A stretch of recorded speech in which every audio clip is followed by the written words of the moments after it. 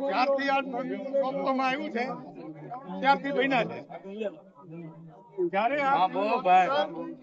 સોંપવામાં આવતી હતી ને ત્યારે જ અમે લોકોએ આનો વિરોધ કર્યો હતો અને હરેક સમાજના આગેવાનોને અમે મળવા ગયા હતા અને કીધું હતું કે ભાઈ આ યોગ્ય નથી. ત્યારે આ બધા સમાજના આગેવાનોએ અમને લોલીપોપ આપ્યા હતા કે અમે તમારી ભેગા છીએ. અને પછી આ ટ્રસ્ટના વસંતભાઈ હરિભાઈ ગજેરાને ઘરે પોતાની ઓફિસોએ બોલાવી અને સન્માન કર્યા હતા. આ અત્યારે સન્માનનું પરિણામ આપણે ભોગવીએ. આવા કેટલાય કાંડ થયા. હમણાં ભરતભાઈ વાત કરી એમ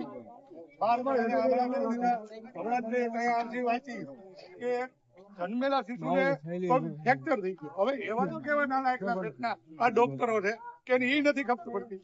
અને ત્યારે એની વિરુદ્ધમાં આપણે આવીએ, આંદોલનો કરીએ, ફરજીઓ કરીએ તો એની માટે કોઈ પણ પ્રકારની કાર્યવાહી નહીં. કેમ કઈ મામા માસી ના થાય જાવડા તો આપણો માત્ર સવાલ છે કે ભાઈ જયારે આવો બનાવ બને છે અને બનાવ સત્ય હોય આપણને કોઈને કાંઈ કોઈને ખોટા કોઈ ફીટ કરી દેવા, ફરિયાદો કરવી અને ખોટા આંદોલનો કરવાની ટેવ નથી. આ છેલ્લા 6 દિવસથી તમે બધા બેઠા છો, તમે બધા ધન્યવાદ ને પાત્ર. પણ જયારે આ તંત્ર અને સરકાર આપણી વાત ન સાંભળે ત્યારે આ બેરી સરકારને જગાડવા માટે એક અવાજ કરવો પડે અને એના માટે સમાજે ભેગું થવું પડે. આજ મને ખુશી છે કે માત્ર દેવી પૂજક સમાજ નહીં પણ બીજા સમાજના આગેવાનો પણ અહીંયા આવ્યા છે અને આવી જ રીતે તમે સાથે મળીને જો લડો ને તો જ આ સરકાર પાસેથી તમે ન્યાયની અપેક્ષા કરી શકો. બાકી એકલા વ્યક્તિને તો આવડા કે હલવાઈ દે. માટે અત્યારે આપણે આ બેન બનીબેનના મૃત્યુ પાછળ જે બધા ભેગા થયા છે ત્યાં સુધી આ પરિવારને ન્યાય ન મળે અને આ જે ઓપરેશન કરનારા ડોક્ટરો હતા તેની વિરુદ્ધ ફરિયાદ ન થાય ત્યાં સુધીના આંદોલનમાં અમે તમારી સાથે છીએ અને સાથે જ રહીશું. જ્યાં જરૂર પડે ત્યાં કહેજો. અત્યારે અહીંયા બેઠા છીએ, જરૂર પડે તો ગાંધીનગરે બેહવા જાવ.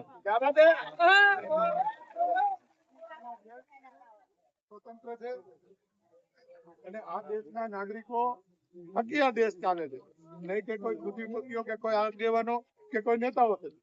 એટલે આપણને જયારે પણ એવું લાગશે કે હવે આ સરકારને જગાડવા આગળ જવું પડે તો આપણે આગળ પણ જશું અને ત્યાં પણ ધરણા કરશું, ત્યાં પણ રાડું પાડશું. આ દેશ અમારા બાપનો છે, કોઈના બાપનો નથી.